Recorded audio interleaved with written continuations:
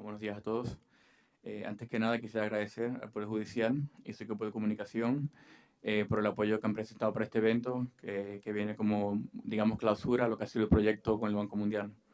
En especial al señor presidente Muñoz y a los ministros que en su momento fueron presidente de la Corte y que también lideraron este proyecto, como fue el señor Milton Huy Camilado y el señor Rubén Ballesteros. Igual a la Corporación Administrativa del Poder Judicial, con el doctor Alex Arabia, Alejandro Miranda, Lucy Dávila, todo ese equipo, que durante 3 años estuvieron de la mano con nosotros para el desarrollo de este proyecto, el cual sabemos que ustedes verán mucho en su página web, todos los resultados. Y rendición de cuentas. Creo que la presentación que ha hecho el colega chileno ha sido espectacular y obviamente una persona que maneja y entiende el Poder Judicial chileno de una forma que yo solamente podría soñar, así que voy a enfocar un poco más en los conceptos y para dar, digamos, una visión global sobre qué se entiende por transparencia y rendición de cuentas. Esto yo creo que es muy importante porque a pesar de que son temas o términos que se consideran gemelos y entrelazados, no siempre los resultados que se esperan o la unión que deberían llevar se lleva a cabo. O sea, no siempre la transparencia resulta en una rendición de cuentas. Voy a hablar un poquito de por qué, más o menos, pero como es un poco una visión que quisiera dar sobre cómo la transparencia viene siendo de lo que llaman el need to know, la necesidad de saber que tiene el ciudadano. Viendo experiencias, por ejemplo, la semana anterior estuve con un equipo del Poder Judicial que estuvimos viendo experiencias internacionales de países OECD y es curioso porque uno se da mucha cuenta de cómo hay cosas que se consideran buenas prácticas y funcionan, pero no necesariamente producen resultados esperados. Es más allá existen, por ejemplo, paradojas. Algo que vimos en la visita fue, por ejemplo, el caso de lo que ha sido el uso de mediación o mecanismos de resolución de conflictos.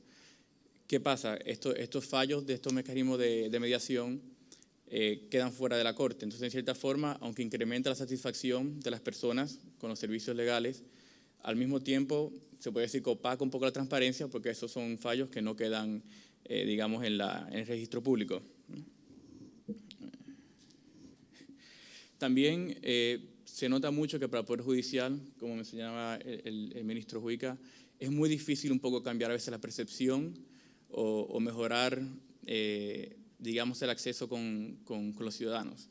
El Poder Judicial tiene una característica que quizás otros poderes del Estado, por ejemplo, si uno se pone a pensar, digamos, en el caso estadounidense, uno anualmente tiene contacto con el impuesto sobre la renta para la planilla de impuestos. Uno tiene contacto con el registro civil. Por ejemplo, en el sistema legal americano existe lo que es el jurado. Por ejemplo, en Estados Unidos, digamos en el estado de Massachusetts, al año se invitan 250.000 personas a que vengan a formar parte del pool de jurados para ser aplicadas para casos. ¿Qué nos muestra eso? De que el Poder Judicial, en comparación con otras instituciones, no tiene muchas veces forma de que haya un contacto constante o directo con el ciudadano. O sea, si yo fuera a decir un caso personal, yo nunca he estado en una corte por un tema personal, por ejemplo, que no fuera trabajo. Si fuera una corte a recibir un servicio, no podría decir en realidad qué tan bueno o qué tan malo es, porque no tendría, digamos, una línea de base. Personas que sí acceden a otras instituciones de forma anual o de forma bianual o a través del tiempo, sí pueden un poco ver los cambios o los progresos que hay y tener una mejor idea de qué progreso están haciendo o cómo están mejorando su servicio a los ciudadanos. Antes de seguir, la verdad quiero felicitar al Poder Judicial chileno por los esfuerzos que continúa haciendo para mejorar la transparencia. La verdad es que son un referente regional y eso lo constatan reportes del World Law Project, el Foro Global de Economía y Democracia, el Doing Business, las encuestas latinobarómetros. La verdad que es un trabajo que han estado haciendo que es de mucho valor y que no solo es un valor que para ustedes como ciudadanos, sino que también está teniendo un valor para otros países de la región que siempre que cuando nos reunimos ponen el ejemplo chileno como una referencia de casos que quisieran adoptar o aprender un poco más sobre ellos.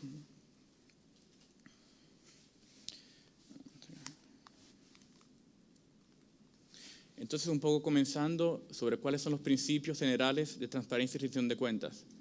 El derecho a la información es cada vez más y más reconocido como un derecho democrático fundamental Esto a pesar de que ha sido, en cierta forma, formalizado por más de medio siglo a través de las Naciones Unidas.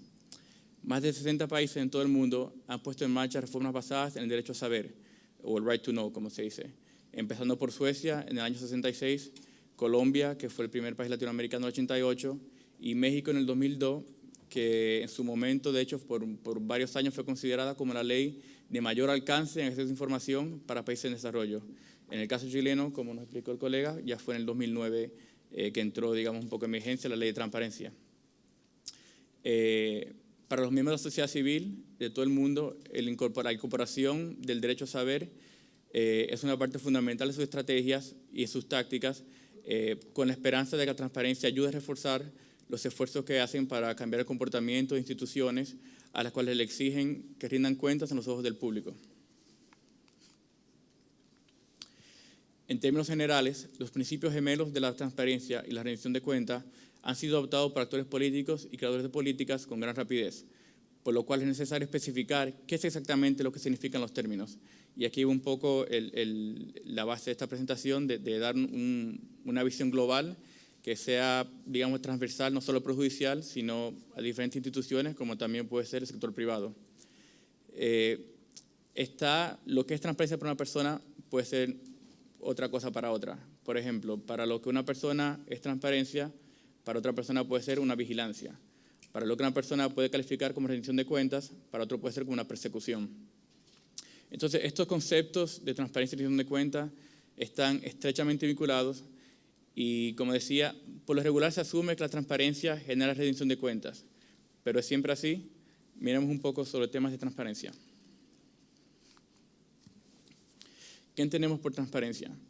La definición de Transparencia Internacional, que es el organismo que en gran parte rige el estudio de la materia, es que la transparencia es una característica de los gobiernos, empresas, organizaciones e individuos que están abiertos en la clara revelación de información, normas, planes, procesos y acciones. Como principio, los funcionarios públicos, gerentes y directores de empresas y organizaciones, así como los miembros de consejos directivos, tienen el deber de actuar de forma visible, predecible y comprensible para promover la participación y la rendición de cuentas. Hacer la información del dominio público no es suficiente para lograr transparencia. Esto es algo muy importante y es algo que también ha tocado el colega. Y es un tema que es un tema mucho sobre el tapete en diferentes ámbitos, como está el tema del Big Data, del Open Government. O sea, no solo es tener la riqueza de data, sino cómo utilizarla. Hemos visto, por ejemplo, que en muchos casos, algo que es muy popular recientemente son, por ejemplo, el desarrollo de aplicativos para la explotación de la data. Esto se puede hacer de formas tan económicas y rápidas como, por ejemplo, en la experiencia del banco, hemos hecho en temas para violencia doméstica y otros temas, lo que son los hackatones, por ejemplo, que son eventos donde se plantea una problemática, se miran qué fuentes o accesos de data e información existen y se desarrollan aplicativos que puedan ser más accesible para el ciudadano, que es el objetivo de la transparencia. O sea, no solo ponerlo todo y que te haga que sea un hoyo negro, sino que puedas tener acceso exactamente a lo que buscas. La información, como decía, debe ser gestionada y publicada para que sea relevante y accesible. La información debe presentarse en lenguajes y formatos de simple y fácil comprensión para los diferentes grupos de interés. Debe conservar el detalle y la desagregación necesaria para el análisis, la evaluación y la participación. La información debe estar disponible en formas adecuadas a los diferentes públicos. Por lo general, el acceso público a la información cae en dos categorías de difusión, proactiva y por demanda.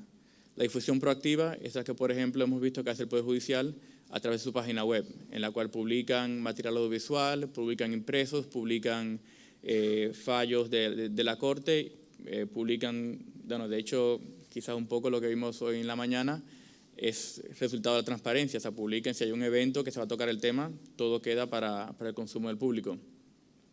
La difusión por demanda es la alterna que también tocó nuestro colega en su presentación, que es la que el público hace una solicitud de manera, digamos, formal a una institución para recibir más información sobre las labores o actividades que están llevando a cabo.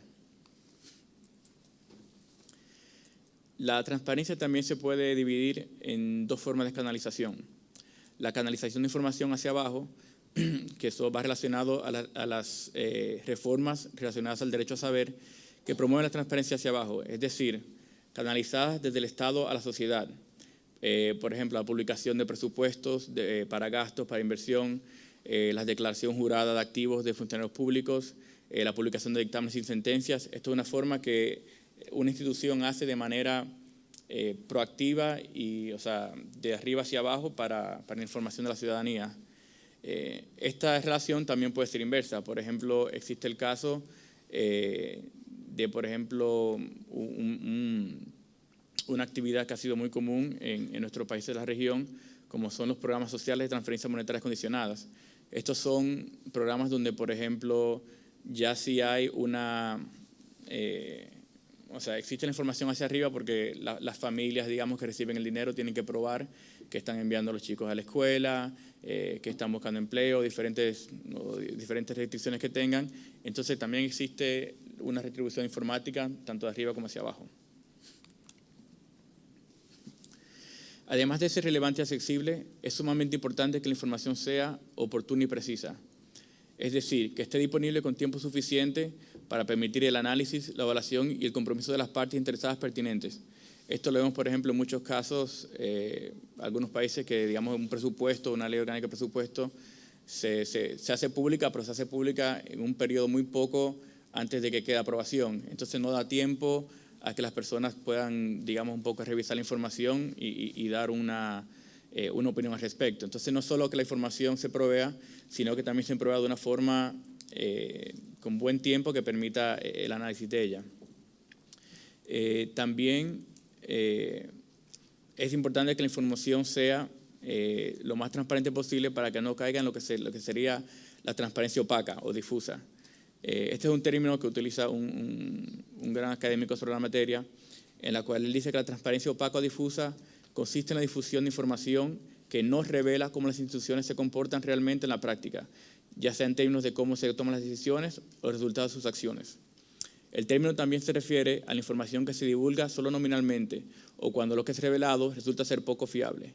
Este caso nos recuerda, por ejemplo, la inversión que han tenido que hacer, digamos, algunas sociedad civil para lograr que la información que existe sea presentada de una forma que sea útil. O sea, no siempre existe el caso de que las instituciones son capaces, por temas muy realísticos como temas presupuestarios, de proveer una información de una forma asequible y entonces queda muchas veces de mano de sociedad civil o terceros de tomar esta información y darle un uso que sea beneficiario para la población. En resumen, podemos decir que la transparencia tiene como 3 grandes objetivos. El primero, limitar los abusos de poder, luchar contra la corrupción y fomentar un mejor desempeño institucional en general. Si nos preguntamos por qué impulsar la transparencia, podemos decir 4 fundamentos básicos. Uno es que nada bueno resulta cuando se permite que representantes del gobierno desarrollen sus actividades y funciones en secreto. Cuando un funcionario es acostumbrado a operar sin mecanismos de rendición de cuentas, son adversos a no soltar el poder, lo cual les permite cumplir sus labores sin auditoría de terceros. Cuando existe una aversión a transparentar labores, por lo regular puede darse la oportunidad para que haya cosas que esconder. Y por último, porque el escrutinio público es por lo regular un prerequisito para cambiar prácticas o costumbres atrincheradas.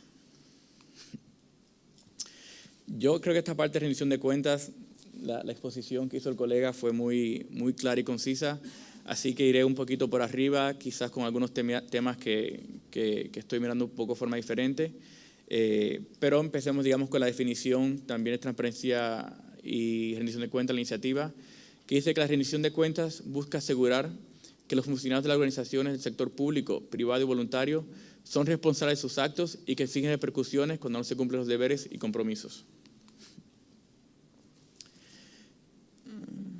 Bueno, estos temas sobre lo que es la delimitación de estándares, lo que es la investigación, el answerability y la sanción, ya creo que fueron discutidos de forma muy concisa, por lo cual le voy a dar una brincadita.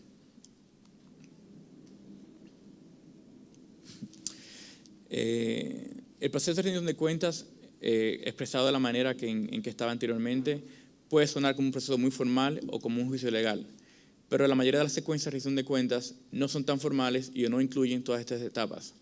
La rendición de cuentas también puede clasificarse en términos de mecanismos diagonales, horizontales y verticales, con la condición y tomando en cuenta de que ningún mecanismo por sí solo es quizás la mejor opción, sino un híbrido de ellos suele ser el enfoque más directo o de mejor uso. La rendición horizontal consiste en relaciones formales dentro del propio Estado, mediante la cual un actor estatal tiene la autoridad formal para exigir explicaciones o imponer sanciones a la otra. Estos son casos como podría ser el caso, digamos, de una institución del perfil de una Contraloría. También se centra en controles internos y los procesos de supervisión. Por ejemplo, las agencias ejecutivas deben explicar sus decisiones a las legislaturas y pueden en algunos casos ser revocadas o sancionadas por violaciones de procedimientos. En la rendición vertical, son aquellas en las que los ciudadanos y sus asociaciones desempeñan un papel directo en la rendición de cuentas a sectores de poder. Las elecciones son el canal institucional formal de la rendición de cuentas vertical en su gran mayoría. También existen procesos informales a través de los cuales ciudadanos se organizan en asociaciones o grupos de intereses para presionar a los gobiernos y los proveedores de servicios privados, exigiendo explicaciones y amenazando con sanciones menos formales. Esto puede ser publicidad negativa a través de medios de prensa o a través de medios más independientes como el social media, cuentas de Facebook, Twitter, blogs y demás. La rendición diagonal opera en un espacio entre las dimensiones verticales y horizontales. Se refiere al fenómeno de la participación ciudadana directa con las instituciones de rendición de cuentas horizontales cuando se provoca una mejor supervisión de las acciones del Estado. Los ciudadanos evitan sistemas engorrosos o sistemas de rendición de cuentas formales que están comprometidos para participar en la formulación de políticas, elaboración de presupuestos o seguimientos de gastos y otras actividades similares. Entonces, ¿podríamos afirmar que la transparencia genera la rendición de cuentas? Varios estudios sobre expertos en la materia han hecho revisiones empíricas para probar la supuesta conexión entre la transparencia y la rendición de cuentas, y muchos han llegado a la conclusión de que una no necesariamente lleva a la otra. Sí es el caso general en que sí la transparencia sí lleva a la rendición, pero siempre es bueno dejar un poco de espacio para un poco saber de que los mecanismos de transparencia sí siempre deben estar en lugar, quizás no den los resultados que o tanto la institución que la implementa o los ciudadanos esperan. Esto es un caso que se ve con más frecuencia en lo que es la rendición de cuentas de individuos versus lo que es la rendición de cuentas de instituciones. Un argumento de literatura es el tema sobre mirando la transparencia como diciendo que la transparencia tiene lo que llama en inglés el poder en el shame, es decir, el poder en avergonzar. Esto sí puede funcionar muchas veces con instituciones, pero lamentablemente se ha visto que su influencia sobre individuales no es la misma, ya que, como dice la literatura, la influencia sobre los sinvergüenzas podría ser bastante limitada. El que no tiene vergüenza, no hay capacidad de avergonzarlo. Como dominicano lo sufro bastante. Entonces, si bien resulta que la transparencia es necesaria y debe formar parte de toda práctica institucional, no siempre será lo suficiente para producir la rendición de cuentas. Conclusión. Independientemente de la definición que se le dé a los términos de transparencia o rendición de cuentas, existe un acuerdo general de que hoy en día son la clave para todo tipo de buen gobierno o lo que se llama comúnmente como el good governance. Es imprescindible que las instituciones del Estado adopten estas prácticas dentro de sus programas de gobernanza institucional y que también vienen, por ejemplo, lo que es la gobernabilidad coordinada, en la cual se llevan a cabo interacciones entre actores del foro público y privado para enfrentar problemas comunes. Este puede ser el agente catalizador que garantice el éxito de políticas y programas enfocados no solo en la lucha contra la pobreza, pero en la mejora del servicio a los ciudadanos. Muchas gracias.